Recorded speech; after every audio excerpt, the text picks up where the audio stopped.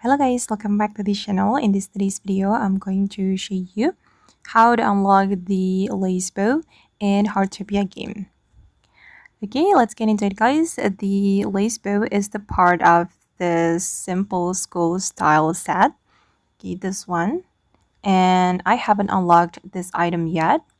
I have unlocked only 3 items, and I'm going to show you where you can find this lace bow. So guys, if you want to find this item, you need to find the golden bubble, and it's right here.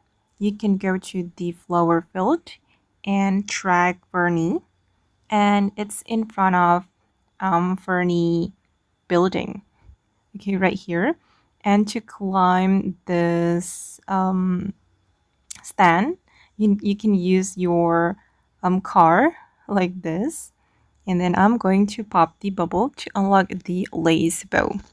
Okay, now let's jump to unlock the lace bow.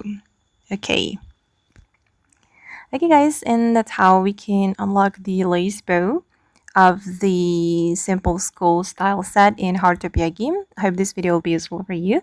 Thank you so much for watching, and bye.